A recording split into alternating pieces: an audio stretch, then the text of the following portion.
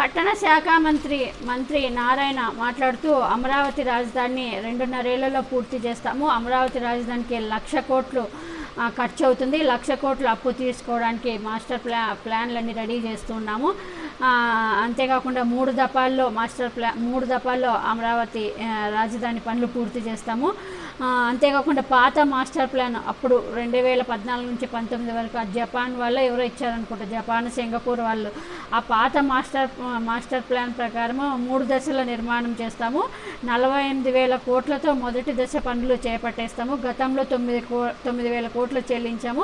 2వ దశలో గన్నవరం అమరావతి మెట్రో రైలు కూడా చేస్తాము అంటూ కూడా అప్పు తీసుకొస్తాము. 1,00,000 కోట్లు అప్పు తెస్తారంట. 1,00,000 కోట్లు అప్పు తీసుకొచ్చి ఓన్లీ అమరావతికే పెడతాము అంటున్నాడు. మరి అది 2.5 ఏళ్ళలో 1,00,000 కోట్లు అమరావతికి పెడితే మరి మిగతా ఉత్తరాంధ్ర రాయలసీమ వాళ్ళు మరి వాళ్ళ పరిస్థితి ఏంటి?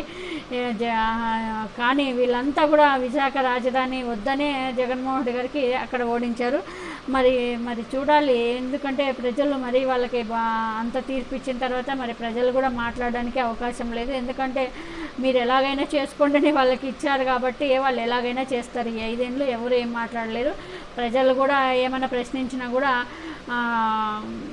అవి ఎవరికి చెవికెక్కరు. ప్రజలే కదా, మీరే కదా మాకు అవకాశం ఇచ్చినట్టు రివర్స్లో పచ్చ మీడియా ప్రజల మీదకే రివర్స్ అయ్యే అవకాశం ఉంది. కానీ అంటారుగా చదువుకునే వాడికన్నా చాకులోడు మేలని, అలాగే ఈసారి ఎగేసుకుని పోయి నిరుద్యోగులు తర్వాత అంతా చదువుకున్న వాళ్ళు ఎక్కడెక్కడి నుంచి వచ్చి అంత కూటమికి ఓట్లు వేశారుగా. మరి వాళ్ళకి ఇదే కావాలేమో. వాళ్ళు కూడా ప్రజలు బాగుపడడం ఇష్టం ఉండదు వాళ్ళకి. మరి అంతా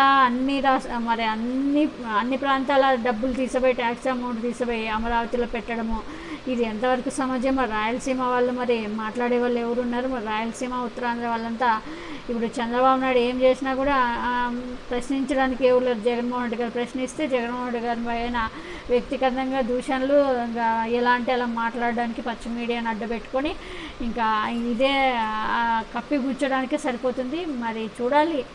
ఎందుకంటే ఈ 5 ఏళ్ళలో ఎంత నాశనం కావాలో ఏపీ అంత నాశనం అయిపోతుంది.